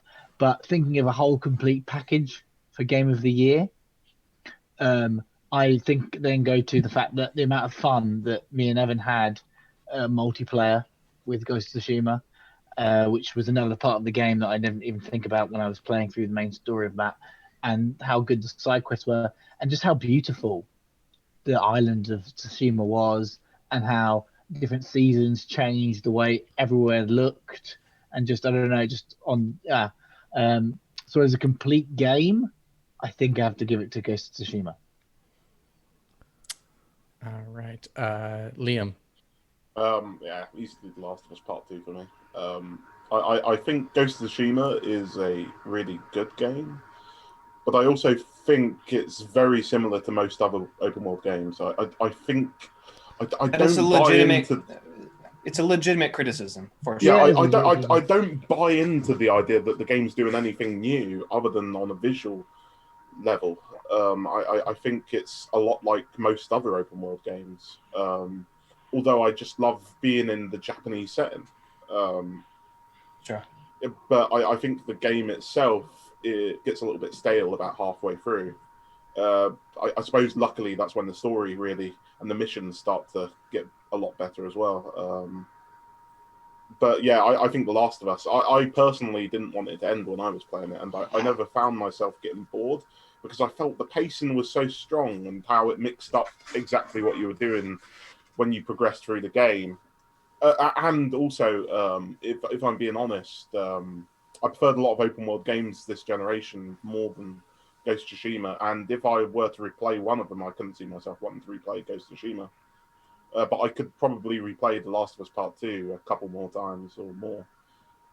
That's a good point, actually. Yeah, and I think all of the amazing set pieces and story beats that happen in that game would be just as enjoyable a second time, maybe more so, because you sort of have the context of the whole game which is missing from your first playthrough? Mike. For me, I have to go with a game I actually spent dozens and dozens of hours playing, and that has to be for me Ghost of Tsushima between the two. And this is, you can fully take into context that I have personally not played The Last of Us Part 2. Okay. And it is based off of my experience with The Last of Us Part 1. And I know that just this was the mental hurdle. Like when it was brought up of like what to spend my time doing, especially during this year, especially during my transition of moving and doing other stuff like that, I needed a game I wanted to play. The Last of Us Part 2 was a game that was like, I felt I should play because of the industry and everything around it.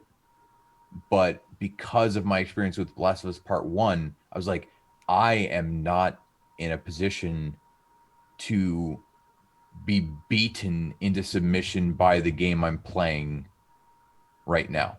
I need something that I can have ups and downs and I can actually enjoy just taking a step back. In a way, I played Ghost of Tsushima a little bit like some other people played Animal Crossing, like just enjoying where I was and just checking out. Like eventually, yes, I did get tired of the haikus because some of them just made sense, and I stopped having the reverence for them and made them as silly as possible. Yeah, it's like you're just And, fucking like, mixing up words at this point. Yeah. But I will Like, say your final haiku is a genius like idea to have the final haiku at the very end of the game. It's a good touch at the end, yeah. Yeah. And so that game to me, even though yes, I'm like, okay, this is a little open worldy or whatever, but the mix of side stories and stuff like that, and actually just the refreshment of that for the most part in the game itself, there is no weird supernatural stuff that's like, oh, there happens to be a monster or other stuff like that. For the most part, it is a Japanese lore, Japanese mythology game, but about the Japanese people, not about yokai and other things like that. And I like Neo or something like that. Yeah. Correct. Neo's great. I love Neo. Like I played through the first one like 98%. Like I did almost everything in it except for like one double boss that was awful. But Ghost of Tsushima was the game that I actually wanted to play and would just sit back, and it felt like it was an escape, but I also got something meaningful out of it, especially with those side characters, Masako and other things like that. Great stuff. So I go Last of Us Part 2 probably is a technical better game. It might have a much better story, and it probably does have a much better story because I've not delved into it because I do intend to play it at some point. But to me, for 2020, the game that meant more to me was definitely Ghost of Tsushima. Keith, before you give me your answer, I do have a quick question because you have all the votes in front of you in regards to like everyone else's submissions. How many Last of Us mentions are there in someone's vote, and how many Ghost of Tsushima mentions are in someone's vote? So there's 3 for The Last of Us Part 2 and 2 for Ghost of Tsushima. Okay, and what do you think? I think what we really need to think about here is boiling it down to the brass tacks. Both games are really hard to nominate for Game of the Year because they both expect you to kill dogs.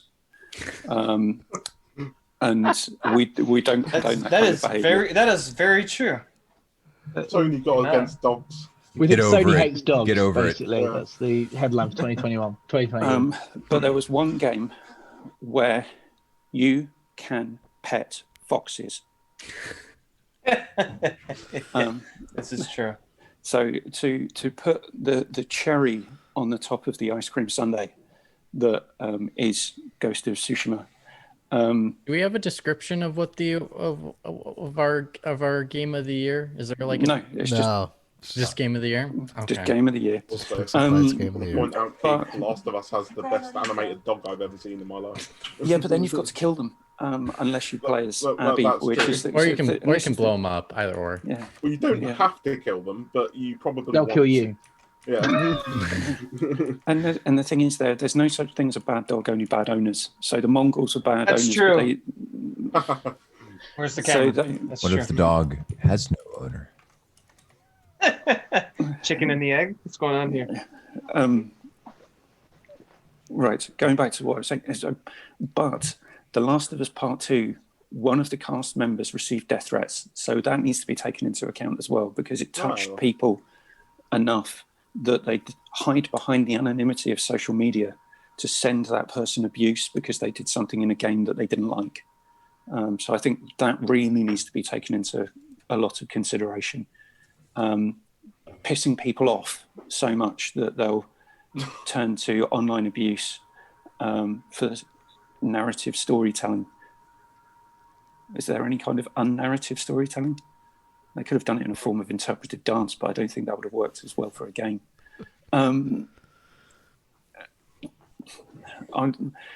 My experience with The Last of Us is I tried to play the first game, didn't like the mechanics, and I didn't like the characters. So I'd find it quite difficult to say that therefore the second game should win anything, because I've not played it on that basis. What I would say is that about Ghost of Tsushima, yes, it is a open world game and suffers from some of the open world tropes that all open world games suffer from. However, the writing in that game, not just for the side characters, but for some of the NPCs, it doesn't shy away from showing you the dark side of people's lives. So even on one quest, you ride up to a fishing village, there's a girl there crying, and she says, "My family have been slaughtered by bandits." So you ride off, kill the bandits, but find a letter on one of the bandits that says that the woman who was there crying actually asked the bandits to come to her place to rob them, and then so she could run away with the bandit leader. But the bandits showed up and they killed their family and took all their stuff anyway and just left her alive. So, and then you ride back to confront her to find out that she's committed suicide. And it's those kinds of elements of the world isn't just from that protagonist's point of view. You're viewing it through different lenses as you're going along, because Jin is pretty dull, to be honest. Yeah. And no one nominated him for best character. No, but this is where the weight and work that was put into the side characters in the world, I think, shines through. Well, And Keith, like, I would also say that if you played The Last of Us, you would know that some of those things were popularized in the first game and they're even better in the second game. The way that they but the integrate those mechanics sort and of things into the worlds and just the environments. Like you can Yeah, find but- like skeletons in certain places and you can actually figure out what happened to them. yeah, it's just that I'm not going to bring myself to play it because 2020 was so fucking miserable that I didn't want to be more miserable. Yeah. That game I, is miserable. I wanted to leave the girl just happily there sitting on a PS Vita playing I Hotline think- Miami. I I didn't want do to stab think her in the throat. that Mitch has had a But I long did. time to consider at this point. He's had like 2 weeks. He's had now all of us talking again. So I think at this point we just need to know what a fucking game of the year is, or you can just decide something really around like Tetris. I don't didn't know. give a pitch myself. Okay, but my pitch is extremely quick. It's Squadrons, isn't it? No, I would much rather mail a hunk of metal to Bellevue than Santa Monica. So what's the game of the year, Mitch?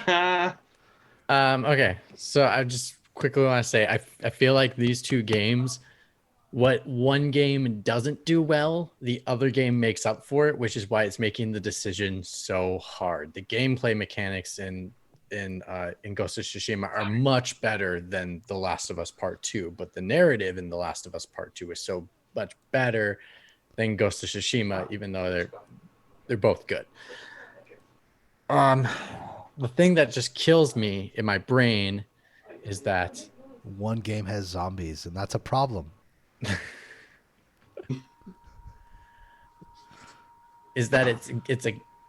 we're talking about game of the year, and it depends on what my definition of game is, and that's where the issue is, because The Last of Us I feel is a more interactive experience and not as much of a game than Ghost of Tsushima. Liam's not very happy with that. No, I'm not. However, the game that will win Game of the Year will go to, drum roll please. It'll be The Last of Us Part 2. What? Oh, we thought that. All right. Damn it. Complete waste. Thanks for wasting our time. We gotta mail a hunk of metal to Santa Monica. Now the only reason why is because I've never played a game where I had to put the controller down and not feel like I want to hit a button. Yeah, Sure. I agree with you there. That was the reason. If that moment did not happen in The Last of Us Part 2, it would not win this award, hands down. Because I think Ghost of Tsushima, does a lot of things to to revolutionize the open world genre. I think they simplify a lot of mechanics. Doing open world environments, have the environment leading you to things, I think it's amazing, and I think it's revolutionary in different ways. My wife thought that was the coolest thing ever, that I was running Guided around by the wind. running around and finding stuff, that it wasn't a big, like, just honky icon. And she's like, where are you going? I'm like, well, like, I follow the wind. Like, the wind will show me different things, and like different, like, she's like, that's really cool. I would run around, like, I would follow the wind. I would paint all the colors of the wind. Like, my wife, who doesn't play video games, thought that was amazing. Yeah, I'm so disheartened, because I wish like I could give two, because I would give them both the award, because I think both of them are probably the Ghost of Tsushima would easily beat out any other Game of the Year nominee in the last like 2 to 3 years, hands down. But unfortunately, Wow. From Mitch's perspective, of course, Liam, don't get too angry. Oh, God of War. His favorite game. not God of War, but I said 2 3 years. So like God of War came out in 2018. 16. Oh, okay. 18. Sorry. Anything besides those two. Sorry. But it's just like, it's You would have won, except for not this year and not 2 years ago. So you might have won last year. oh, you would have won last year I love for it. sure. The other thing I'd say is, can we just say that both of those games that you're considering are Sony first party? Because Sony know how to make games. Yeah. Like, Yeah, definitely. Hats off to Sony. They make really exceptional first party games. See, And like, this is I'm why- really here with Burkhoff, because I'm like, this is gonna get lost in Santa Monica. I'm just mad. I'm just mad that it's Gonna gonna get go lost. to well, Neil that's Druckmann. why I hope No. Neil Druckmann just like keeps it as his house. To be and fair, maybe I like feel like if sends- we sent it to Ghost of Tsushima, the Ghost of Tsushima developers, they'd actually cherish it, because they've won nothing else this year. Whereas the last of us two lot would be like, oh yeah, we'll just chuck it on the pile. Yeah, whatever. Like, chuck it on the pile, and not just for the sake of like, oh, give it to, like, you know, they don't have as many awards, we should give them 1 or 2 awards. But it's more like, and Actually, I'm sorry. Ghost of Tsushima is our game of the year. I can't. Literally talking about this game, I was like, I can't say anything more about The Last of Us Part 2 except about the story and putting my controller down. The rest of it's gameplay, and the gameplay you play for more longer time. And I'm talking about how Ghost of Tsushima is so revolutionary. It has to be Ghost of Tsushima. Mitch. Yes! Sign that trophy. Let's get it. I'm a Let's get on hypocrite. the I map. have to do it. The Sucker Punch developers are just gonna, like, they got this award and they're gonna be like, this is so nice. I really appreciate this. They're gonna go back and watch the video and see that they gave us The Last of Us the award first, and then change their minds. It doesn't matter if we change our minds. They get it in the end, and that's all that matters. Like, it again, I think they would agree that these both games are exceptional games, and this was the hardest decision. That's why I hated doing this. That's why I hated you giving me the power, because that's why I wanted your votes, because like I'm like, most of the time it's basically, it looked like Ghost of Tsushima won. To be fair, Mitch, I don't envy you, because I was between those two as well. To be fair, I know I put Empire Sin in, but I just kind of put that in for fun. But really, yeah, of course. The two games I had the most fun with this year were probably those two. Yeah, and actually, funny enough, with Ghost of Tsushima, I enjoyed the story, but I actually enjoyed playing online multiplayer with Evan with it more than than the game. But it's still up there because of that. So it actually Yeah, won 2 awards. Might have been different. Might have been different. You know, if it's Last of Us had gotten off their butt and like actually had their multiplayer at launch and blah blah like they promised, but they're like, no, Yeah, no, what's that's going like, on with that's that? like a Yeah, what is going on with 2023 that? project. They- That's like a they never- 2023 project. They never promised it. So No, I didn't. I'm just saying. Congratulations. Sorry. Ghost of Tsushima. Sorry, it was Cyberpunk who's like, we're gonna have multiplayer, but it's farther down the line. Sorry, Oh, yeah. not Last of Us. And here's Cyberpunk being like, we're gonna have DLC out in February, even though our game is still broken. Well, I mean, different developers, right? You know, like the Yeah. people fixing the bugs aren't the same people making Yeah. content. Cyberpunk is gonna be the best game of 2022, guaranteed. Yeah. Are you sure? Are you Wait sure till- it's not going to be wait till Star them- Citizen? I'm telling you That's right now, 2029. it is not going to. I don't 2020, think. never.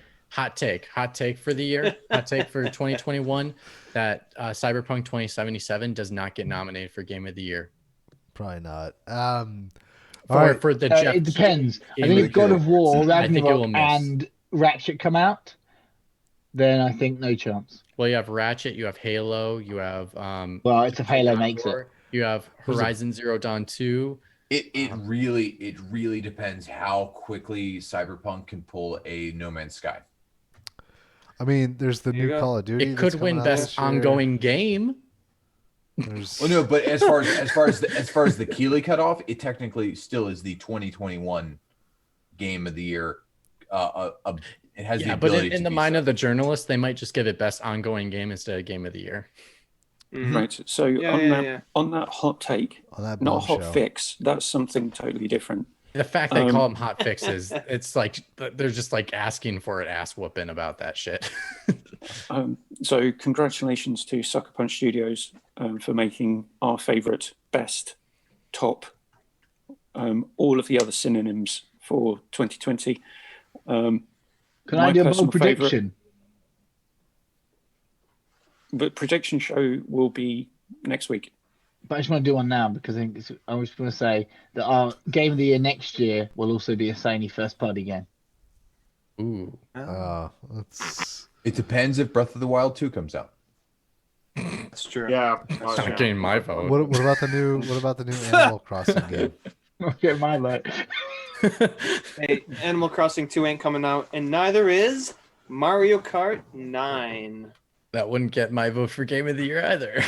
Actually, it would get no one's vote for Game of the Year. Yeah.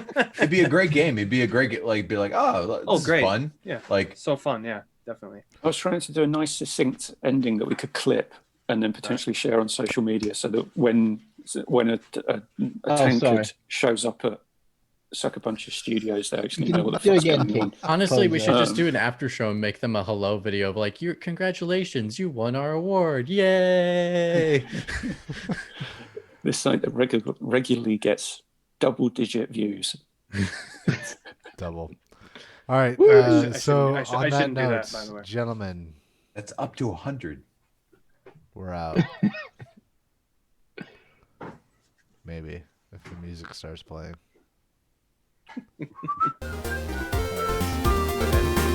Yeah, we don't hear the music now. I think you must have not heard it. I didn't set up Zoom so you guys could do this. Should have. Yeah, look, That works both ways. yeah, seriously, you're lagging a little bit today too. You don't have a transparent background. You're just lagging all around today. Lazy on our biggest show of the year.